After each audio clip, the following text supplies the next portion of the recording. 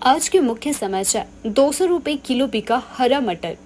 सेमरील के जंगल में मिला पेड़ से लटका शव। देह व्यापार का भंडाफोड़। सोए हुए व्यक्ति को सांप ने डसा। बहाल नहीं हो पाया शिमला कांगड़ा एनएच। मस्जिद विवाद में 28 सितंबर को जिला मुख्यालय में होगा प्रदर्शन। मंत्री विक्रमादित्य सिंह बोले, माफी मांगे कंगना। डिपो में आटा चावल तेल के दाम बढ़े। हाईकोर्ट के नए चीफ जस्टिस होंगे राजीव शक्धर। अब समाचार विस्तार से। हिमाचल प्रदेश की राजधानी शिमला की ढली मंडी में मटर का नया सीजन शुरू होते ही किसान मालामाल हो चुके हैं। सोमवार को करसोग और कोटखाई से मटर की बड़ी खेप पहुंची है। अच्छे दाम भी मिल रहे हैं। पहले ही दिन सब्जी उत्पादकों को उनकी फसल के रिकॉर्ड दाम मिले हैं।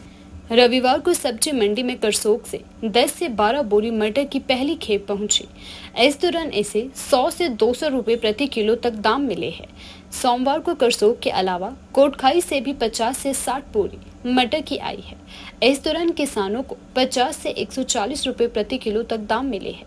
इस साल की शुरुआत में ही किसानों को बीते वर्ष के मुकाबले 30 से 40 रुपए ज्यादा दाम मिल रहे हैं, जिससे किसान गदगद हो चुके हैं। ढली सब्जी मंडी आड़ती एसोसिएशन के सचिव बिट्टू वर्मा ने बताया कि हिमाचली मटर की बाहरी राज्यों में अधिक डिमांड रहती है। अभी 2 जगहों से ही मटर आ रही है। उन्होंने बताया कि 10 से 12 दिनों में कुमारसेन, रोडू और चड़गांव से भी नई फसल पहुंचना शुरू हो जाएगी। उन्होंने जानकारी देते हुए बताया कि इस सीजन में अभी तक मटर को पहली बार 200 रुपए प्रति किलो तक दाम मिले हैं। संजौली मस्जिद में हुए कथित अवैध निर्माण और उसे गिराने की मांग को लेकर अब प्रदेश भर में 28 सितंबर को सभी जिला मुख्यालयों में प्रदर्शन होगा। इस दौरान शिमला में नगर निगम कार्यालयों का घेराव भी किया जाएगा। देवभूमि संघर्ष समिति ने इसका ऐलान किया है। समिति के संयोजक भरत भूषण ने कहा कि संजौली मस्जिद विवाद पर प्रदेश सरकार लोगों को ध्यान भटकाने की कोशिश कर रही है। उन्होंने मांग की है कि जल्द अवैध निर्माण हटाकर शांति व्यवस्था कायम की जाए। उन्होंने बताया है कि अगर इस मामले में लीपापोती की गई तो 5 अक्टूबर के बाद प्रदेश भर में जेल भरो आंदोलन शुरू किया जाएगा। उन्होंने कहा कि ग्रामीण क्षेत्रों में फेरी वाले घूम रही है, जिससे प्रदेश के लोग असुरक्षित महसूस कर रहे हैं। राजधानी शिमला के समरहिल क्षेत्र में एक युवती ने फंदा लगाकर अपनी जीवन लीला को समाप्त कर दिया। युवती का शव समरहिल के पॉटर हिल के जंगल में फंदे से लटका हुआ मिला है।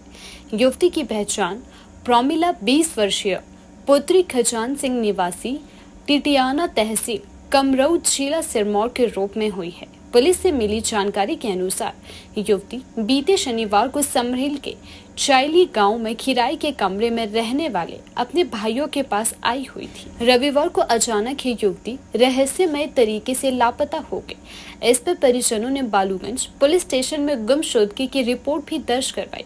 बीती रात को पुलिस ने युवती की तलाश जारी की, लेकिन कोई भी सुराग हासिल नहीं हो पाया। सोमवार को युवती का शव पॉटर हिल के जंगल में पेड़ से लटका हुआ मिला है। हालांकि पुलिस को घटना स्थल पर कोई भी सुसाइड नोट नहीं मिला है।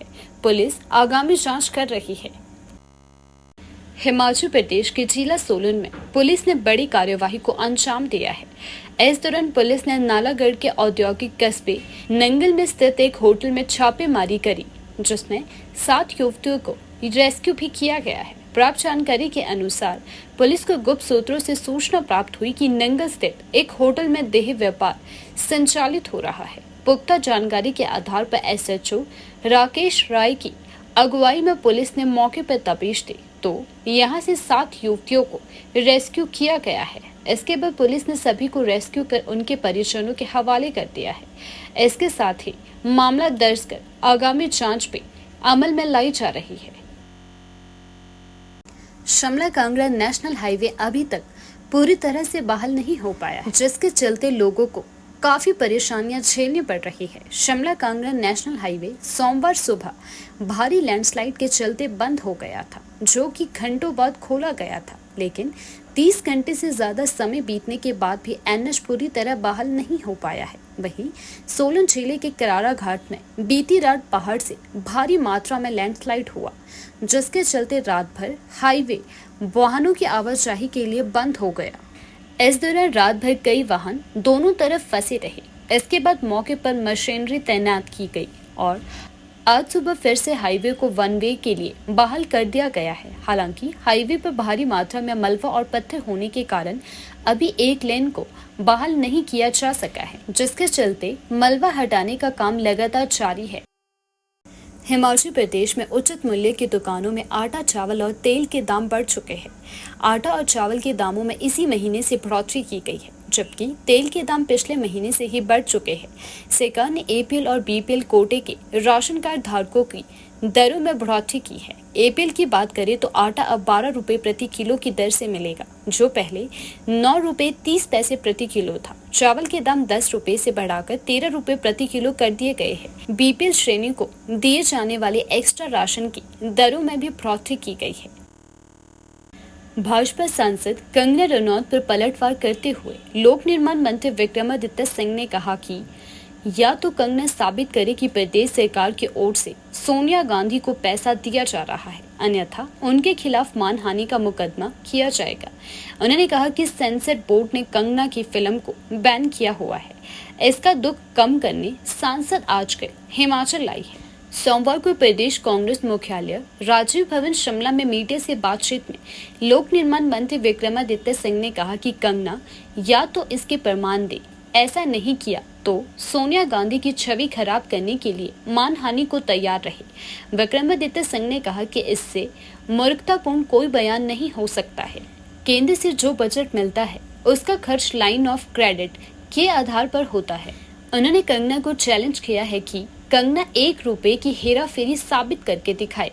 उन्होंने कहा कि यह वही सांसद है जिसे भाजपा हाईकमान फटकार लगा चुका है। वे संवेदनशील मुद्दों पर ऐसी बयानबाजी ना करे।